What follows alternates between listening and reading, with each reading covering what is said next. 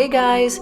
This week I'm going to teach you how I paint ocean sunset scenes realistically using oil paint, but first I think it's important that you understand why you see certain colors in the sky during sunset, so I'm going to walk you through that first. Okay, so the colors that we see in the sky are just different wavelengths of light. During the day, when it's noon, the sun's right above us, we see blue skies because those short wavelengths get right to our eyes because they don't have to travel a long distance and go through a bunch of particles in the atmosphere to get to us. So we see those blue and violet colors, but mostly blue. During sunsets, the sunlight rays have to travel much farther across the horizon to get to us. So small particles in the atmosphere, like oxygen and nitrogen, change the direction of these light rays whenever the light rays bounce off these particles, and it scatters the light. So those blue colors that we see, those short wavelengths of light, are bouncing off and they're getting scattered out and absorbed. So we're not seeing those colors, we're seeing the longer wavelengths of light, like reds and oranges. And as the sun gets farther and farther down and starts to set, past the horizon, we're seeing more of those long wavelengths of light, like the reds. So that's why when the sun is just starting to set, it's starting to come down, but it's still, hovering over the horizon, we see more of those blues and yellows in the sky. And then when the sun is setting past the horizon, we see a lot more reds and oranges and pinkish purple colors. And then the clouds also affect what colors we're seeing. Alright, I hope you guys enjoyed that little scientific explanation there.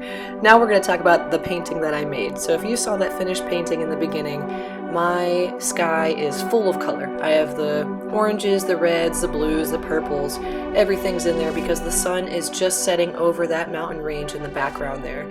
So we are getting those longer wavelengths of light closer to the horizon, and then we still have the blues up in the purples and the violets up in the top of the sky. So you guys saw me put down some white, some cadmium yellow, and now I'm transitioning into very pastel-y, light purples, oranges, and pinks. Something I noticed with inexperienced landscape painters is when they paint the sunset, they paint a hard circle for the sun. And sometimes we can see the sun like that, but usually when we're looking at a sunset, it's not just a hard line circle. It's going to be blurry. It's that light just emanates out from the sun. So we don't see just a solid white or a solid yellow circle. It's going to be white and it's going to fade into those yellows and bright reds and oranges.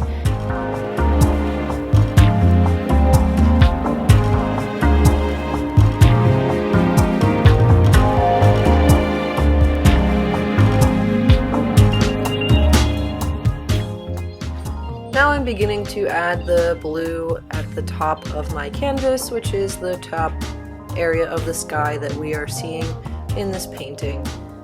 This is a mix of phthalo blue and titanium white, and I may have added a little bit of raw umber into that, or a little bit of a red color because it looks a little bit purpley compared to my typical blues.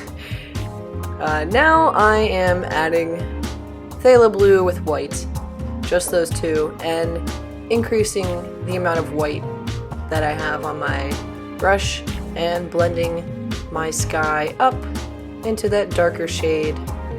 Here I'm just using a medium-sized brush, making back and forth brush strokes so that we don't have a lot of texture. We have a nice smooth transition of color for our sky.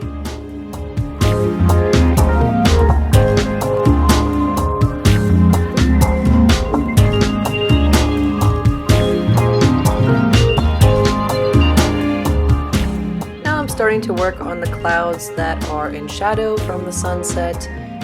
These clouds, I used a blend of colors to make these clouds. Certain parts of them have more ultramarine blue in them, and certain parts of them have more browns and warmer reds in them. I tried to get a good blend because portions of these clouds that are in shadow will still have some warmth to them. Some of them will still have some of those reddish yellow orange hues in them.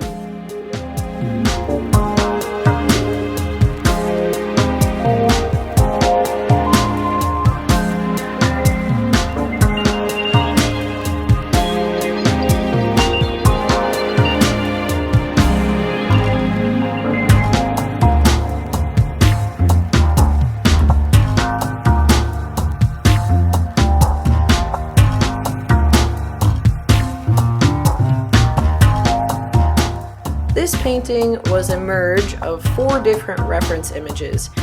This wasn't just a photograph that I turned into a painting. So this sunset is not something that I found myself in nature. This was a merge of several different photographs.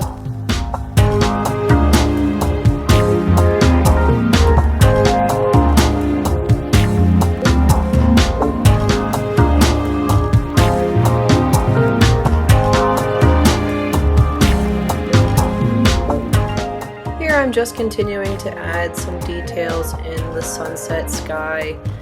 As I move farther away from the sun, I have more cooler colors, more reds visible. The closer we are to the sun, we have more orange and yellow in general. The clouds affect the colors a little bit. We're going to have more purple where we have clouds that are creating some shadows.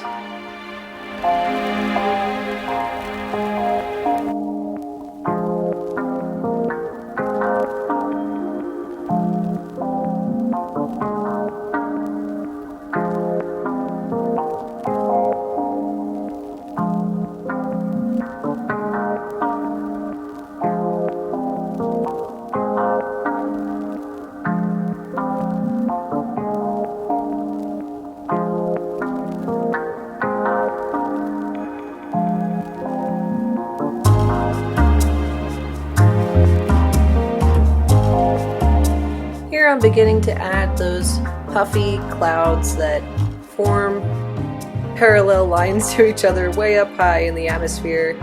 I think those are altocumulus, but let me know if I'm wrong. So those clouds are up there. I used a ultramarine blue with hints of cool reds added to them to get the base shadow color for those high up puffy clouds. And after that paint dries, I'll go back with my brighter colors for where the light is reaching those clouds way up high.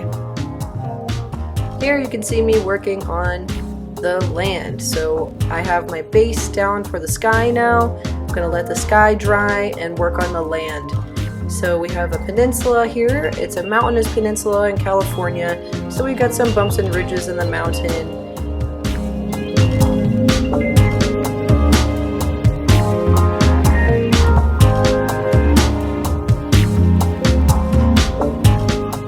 And I'm starting to sketch out the water line where the water meets the shore.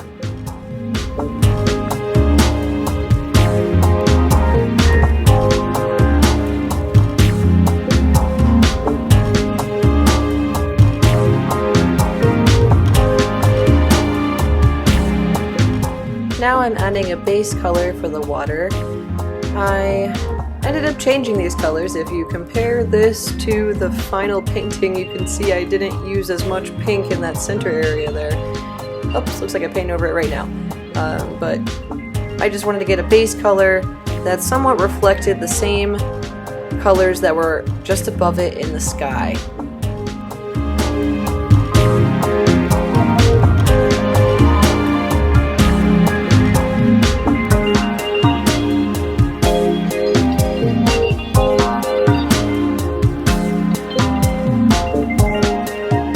For the sand, I used burnt sienna, burnt umber, and I cooled it down in areas with some ultramarine blue, phthalo blue, hints of black. Since our sand is typically like a light grayish, beige color, at sunset it's going to be darker and a little cooler, so that's what I did there. I made that a nice brown color. So at this point we have the base colors down. All the white is off of my canvas. I'm going to let this paint dry and I'm going to go back and start to add detail with the next layer of paint.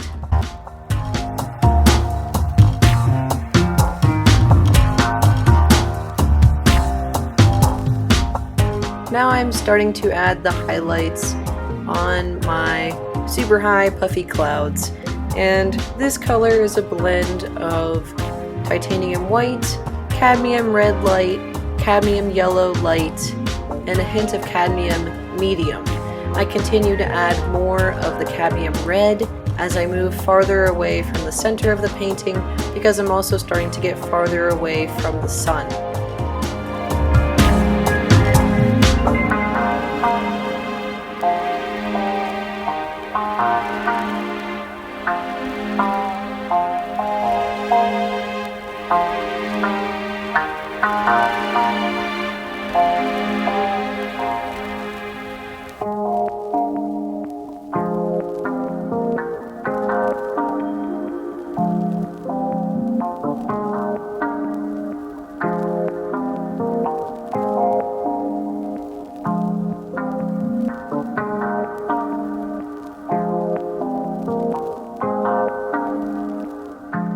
So when you're painting clouds, there's a lot of blending involved. We don't have a lot of very sharp edges and lines. When we paint clouds, especially at sunset, we have a lot of very soft shades that kind of flow into each other. And that's one of the things I love about oil painting, is that my paint stays wet long enough to rework parts of the painting that I want to blend, and I have enough time to mix new colors. I have enough time to let the painting sit for a few hours if I want, and have lunch and then come back and blend some colors.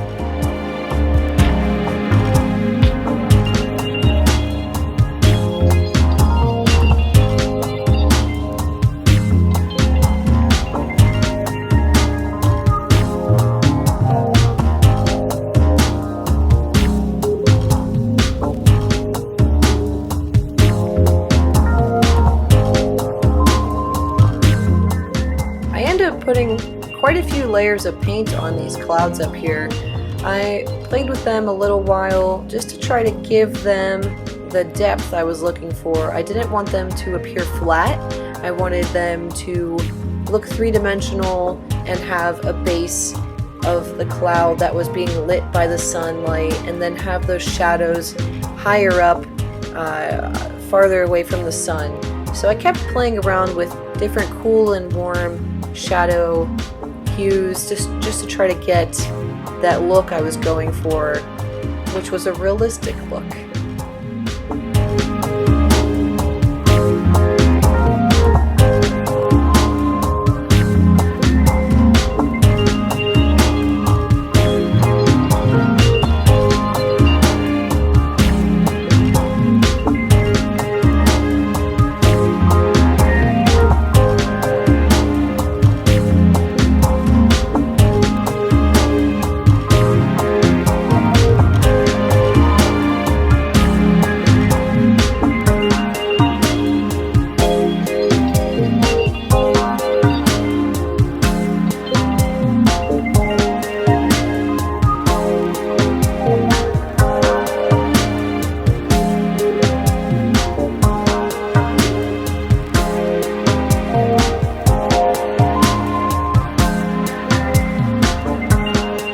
Here is another tip for beginner landscape painters when they're painting the sunset.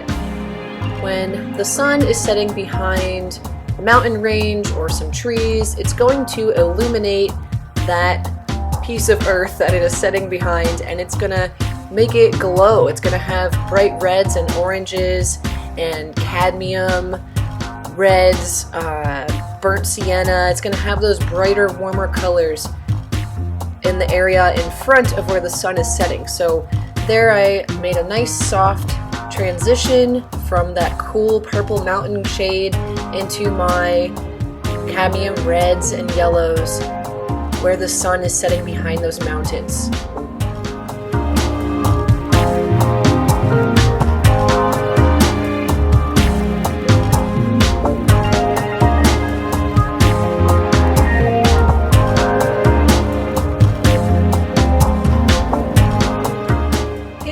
I'm adding another layer of paint on my water where the shore meets the ocean, and I'm starting to add highlights. Whenever the sun's setting, usually it's right in between you and the sun, a straight line, looking directly at the sun, you're going to have highlights on your water. You just saw me paint a cool gray diagonal line that is larger, closer to the foreground, and gets smaller, making its way back towards the mountains, closer to the shore breaking there. That is a wave, so I just put a cool shade there because that breaking wave is facing us and it is in shadow. It's going to be a cooler gray shade, and the other parts of the ocean are still being reflected by the sunlight, so those are going to be those warmer shades that we see in the sunset sky reflecting on the water, but our breaking wave is going to be darker there.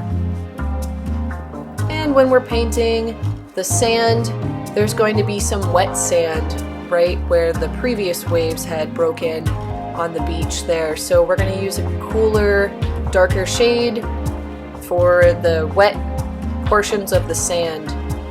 That's that darker brown that I put down in the sand there. We also have some shadows in the sand where people have been walking on the beach, so I put some brown there. For a base, I'm going to blend that a little bit later and add some highlights later too. But now I'm just kind of working all around the canvas in different areas that are catching my eye that I want to add detail to.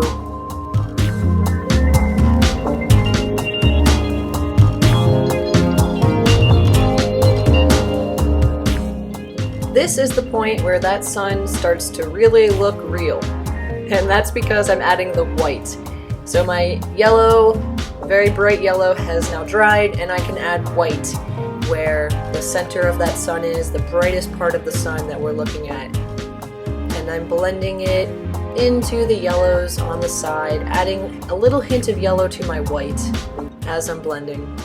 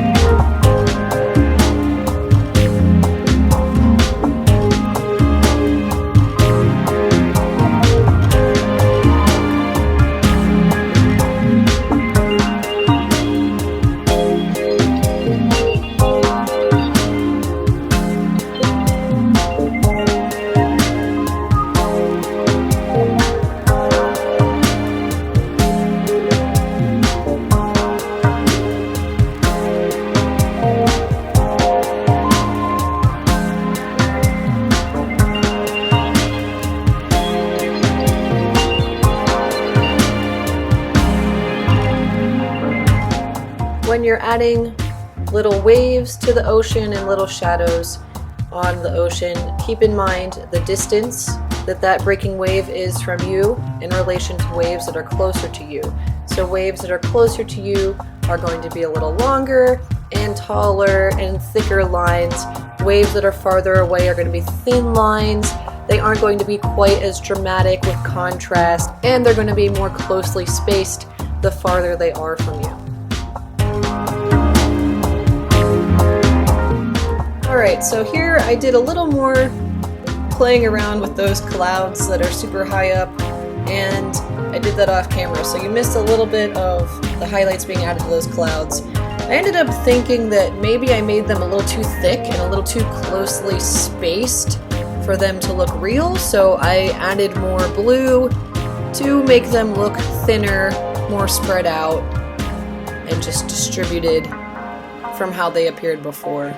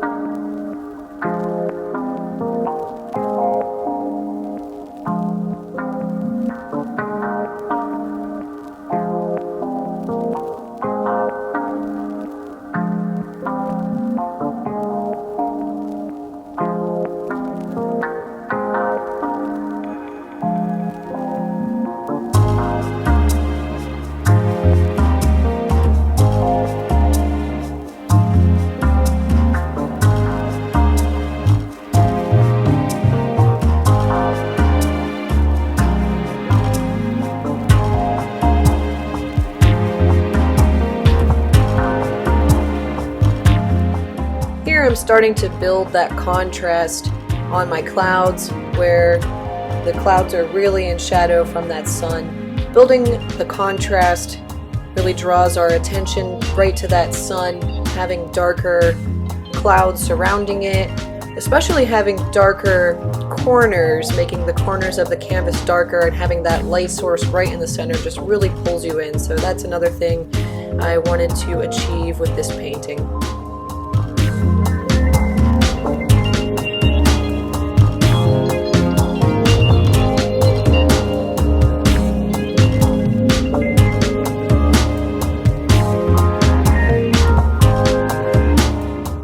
Now I'm adding the brightest reflections of light on the water right from that angle where the sun is setting directly towards us. That line that I mentioned earlier of the sun setting from our perspective, we'll see a highlight on the water with very, very light white plus cadmium yellow light, and even just some white right on the water there.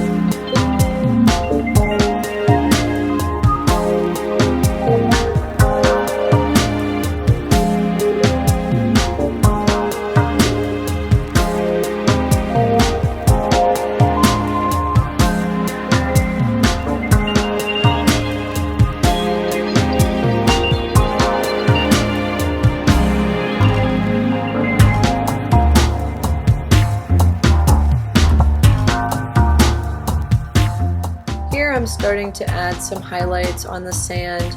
They're muted highlights, they aren't super bright, but the sand still has light touching it in some areas, so we want to have a little contrast of light versus dark where the ripples in the sand from people stepping in the sand and from waves previously hitting the sand have created little divots and shadows and highlights where the light is still reaching that sand.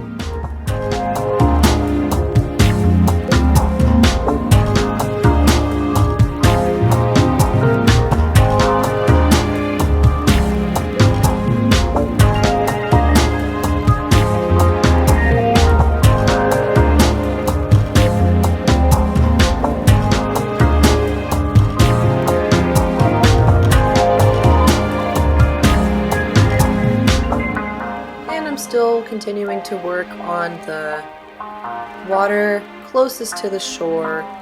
It's a very thin layer of water just breaking at the shore and getting ready to fall back into the ocean. So I didn't want to make that water look too thick. I wanted it to look thin.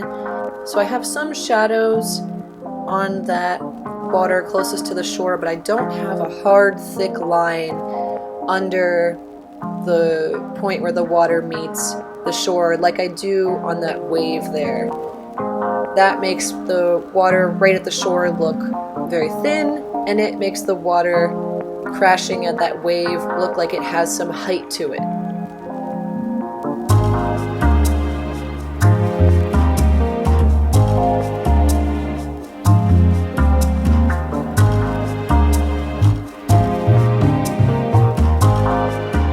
At this point, I noticed that I made my crashing wave line too straight of a diagonal line, and I needed it to wrap around and follow that path that the breaking water and the shoreline is following. So I ended up curving that line at a steeper angle as it got closer to the mountains far away from us.